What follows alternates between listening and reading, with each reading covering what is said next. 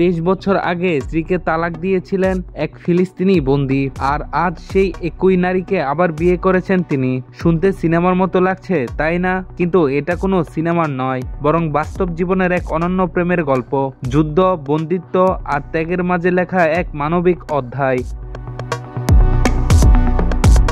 ফিলিস্তিনের পশ্চিম তীরের তরুণ আকরাম আবু বকরকে গ্রেপ্তার করা হয়েছিল বহু বছর আগে। তার বিরুদ্ধে ছিল 3টি যাবজ্জীবন কারাদণ্ডের রায়। কারাগারে থাকার সময় তিনি এমন এক সিদ্ধান্ত নেন যা শুনে সবার মন ভেঙে যায়। তিনি নিজের স্ত্রীকে তালাক দেন, শুধু এই ভেবে যে তার স্ত্রী যেন একজন বন্দির স্ত্রী হয়ে বাকি জীবন কষ্টে না কাটান। কিন্তু আকরামের স্ত্রী, সেই নারী, ভালোবাসার মানে ভিন্নভাবে বুঝেছিলেন। তিনি অন্য কারোর সাথে বিয়ে না করে 23 বছর ধরে অপেক্ষা করেছেন শুধু তার স্বামীর মুক্তির জন্য। একদিকে বন্দির নিঃসঙ্গ দিন, অন্যদিকে স্ত্রীর অপেক্ষা। ভালোবাসা যেন সময়, দূরত্ব আর দুঃখের সব বাধা পেরিয়ে এক অদ্ভুত শক্তিতে টিকেছিল।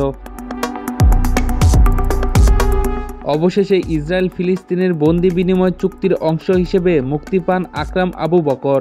দীর্ঘ 23 বছর পর কারাগার থেকে বের হয়ে যখন তিনি প্রাক্তন স্ত্রীর মুখ দেখেন, তখন চোখে পানি ধরে রাখতে পারেননি কেউই। কোনো কথা নয়, শুধু চোখের জলই বলেছিল সে গল্প, ত্যাগের আর অদম্য বিশ্বাসের।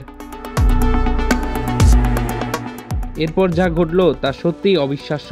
আকরাম আবার বিয়ে করলেন সেই একই নারীকে। এই গল্পটি আজ পুরো মধ্যপ্রাচ্যে ভাইরাল, কারণ এটি শুধু প্রেম নয়, এটি ধৈর্য, আশা আর জীবনের প্রতি আশার প্রতীক।